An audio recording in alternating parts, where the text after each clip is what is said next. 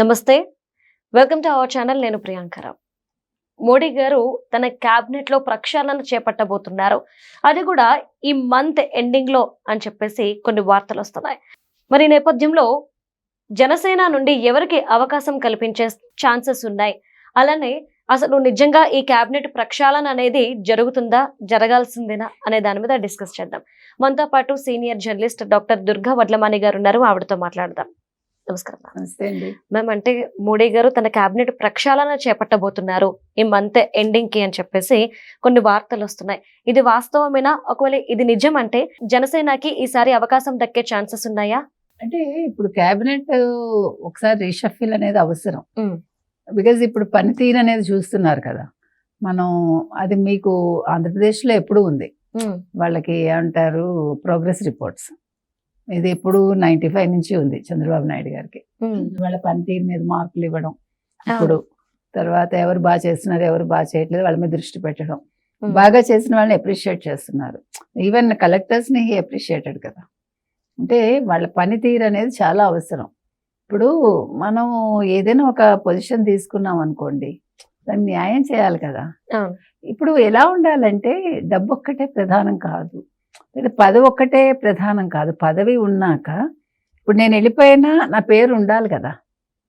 ఓ ఫలానా ఆవిడ చేశారు, ఇంత బాగా చేశారు, అది నెక్స్ట్ క్యారీ ఫార్వర్డ్ అవ్వాలి. అది గుర్తుపెట్టుకోవాలి. మన పని మాట్లాడాలి, మన పేరు మాట్లాడకూడదు. మనిషి నేర్చుకోవాల్సింది అది. ఇప్పుడు మన పేరు ఎప్పుడు మాట్లాడతారు? ఇప్పుడు నేను పని బాగా చేశాను అనుకోండి, నాకు ట్రాన్స్ఫర్ వెళ్ళిపోయాక ఫలానా ఆవిడ ఎంత బాగా పనిచేశారో అని నా పేరు తీస్తారు. ఇప్పుడు నా పేరు ఎప్పుడు తీస్తారు? వాడు సరిగా పనిచేయడు, వాడా కలెక్టర్ అంటారు. మనుషులు ఆలోచించరు, గుర్తుపెట్టుకోండి. ఇష్టమైతే ఎంత నెత్తిన పెట్టుకుంటారో, చిన్న తేడా వస్తే స్ప్లిట్ సెకండ్ లో మిమ్మల్ని తీసి కింద పడేస్తారు. అది మనిషి సైకాలజీ.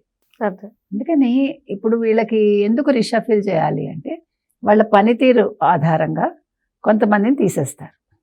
కొంతమందికి పనితీరు బాగున్నా కూడా ఇప్పుడు మళ్ళీ ఎలక్షన్స్ దృష్టిలో పెట్టుకుని రానున్న ఎలక్షన్స్కి పార్టీ బాధ్యతలు అప్పచెప్తారు.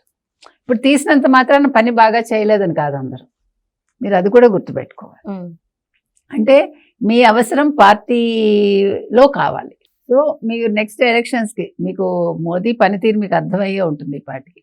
ఇప్పుడు ఇవాళ ఆయన ప్రధానమంత్రిగా ఎన్నికయ్యారు 3వ సారి. ఆయన ఇప్పుడు మీరు ఇచ్చే ఈ సందేశాలు, లేకపోతే ఈ కాంప్లిమెంట్స్, లేకపోతే wishes, he will not bother about that. What he will bother? Next ఎక్కడ అసెంబ్లీ ఎలక్షన్స్ ఉన్నాయి, నెక్స్ట్ మోదీ అండ్ షా దృష్టి అక్కడ పెడతారు. అది కావాలి. ఇప్పుడు నేను ఇక్కడ మీతో మాట్లాడుతూ నెక్స్ట్ ఏంటి అనేది నా మైండ్లో ఉండాలి కదా. అంతే కదా, లేకపోతే నేను ఈ పొజిషన్కి వేస్ట్ రాను. అంతే. మనిషి ఎప్పుడు కూడా ఆలోచన ఆగిపోకూడదు, అది నిరంతరాయంగా ప్రవహించాలి. అందులో ఒక ప్రధానమంత్రిగా ఉన్నప్పుడు ఇన్ని రాష్ట్రాల్లో ఎక్కడ ఏం జరుగుతుంది, నెక్స్ట్ ఎక్కడ ఏం జరుగుతుంది అనే దృష్టి పెట్టడం వల్లే ఇవాళ బీజేపీ విజయం అనేది సాధ్యమవుతుంది. తెలుగుదేశం కూడా అంతే ఆగిపోలేదు కదా. ఓడిపోతే ఓటమి ఎప్పుడూ కూడా ఆగిపోనివ్వకూడదు. అది పార్టీ కావచ్చు, వ్యక్తి కావచ్చు. ఇవాళ మీరు ఓడిపోయారండి, ఇంట్లో ఉండి ఏడవకూడదు. ప్రజల్లోకి వెళ్ళి నన్ను ఎందుకు ఓడించారు అనేది తెలుసుకోవాలి. తెలుసుకుని యూ హ్యావ్ టు అది సరిదిద్దుకోవాలి. ఇందుకు బెస్ట్ ఎగ్జాంపుల్ ఎవరు? లోకేష్ అండ్ పవన్ కళ్యాణ్. అంతే కదా. ఎక్కడ పోగొట్టుకున్నావో అక్కడ వెతుక్కో అన్నారు. మళ్ళీ అదే మంగళగిరిలో నిల్చున్నారు. పిఠాపురం ఆయన కొత్తగా నిల్చున్నప్పటికీ 2 చోట్ల ఓడిపోయి ఇక్కడ 2 చోట్ల గెలిచి మొత్తం 100% స్ట్రైక్ రేట్ తెచ్చుకున్నారు పవర్. అది నేను అనేది, అది తెచ్చుకోవాలి. సో ఇవాళ రీషఫిల్ చేస్తే జనసేనకి అవకాశం ఉంటుంది.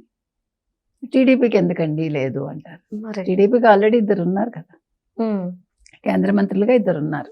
సో పవన్ కళ్యాణ్కి ఆల్రెడీ ఇంతకుముందు ఆఫర్ ఇచ్చారు, ఆయన అప్పుడు వద్దన్నారు.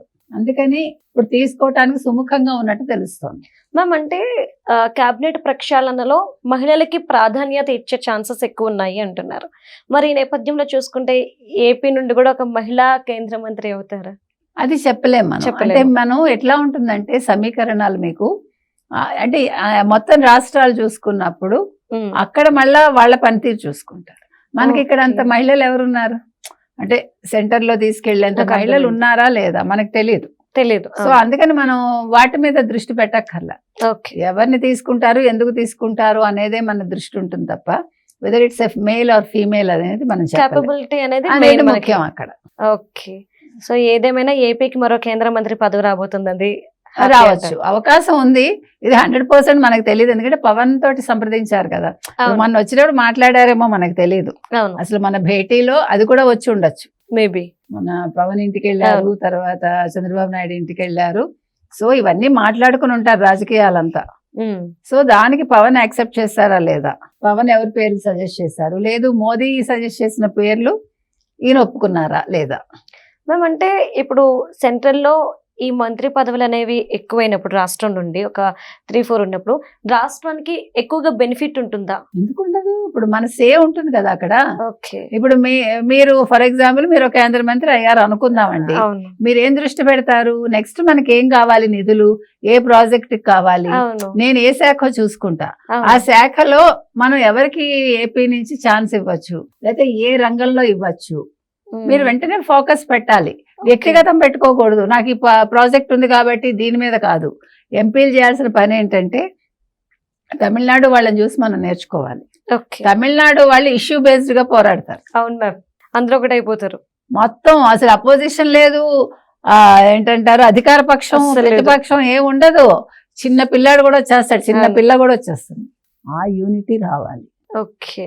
ఇప్పుడు నేను కోరుకునేది ఏంటంటే ప్రతి ఎమ్మెల్యే ఎంపీ కూడా వాళ్ళ నియోజకవర్గాల్లో ఆ యూనిటీ మీరు తీసుకురావాలి. మీకు అర్థమైందా? ఆంధ్రప్రదేశ్లో కాదు, తెలంగాణలో కాదు, మనం తెలుగు వాళ్ళం, మన ఒకళ్ళం, మనందరం ఒకటి అనే భావన మీరు తీసుకురండి.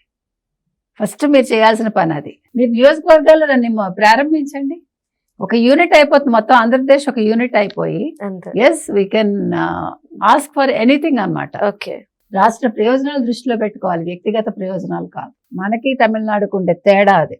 ఓకే. సో చంద్రబాబు నాయుడు లాంటి వాళ్ళు ఎంపీలకి దిశానిర్దేశం చేయాల్సింది ఇదే. ఈవెన్ రేవంత్ రెడ్డి కూడా నా ఉద్దేశం. Right. Thank you so much ma'am. Thank you.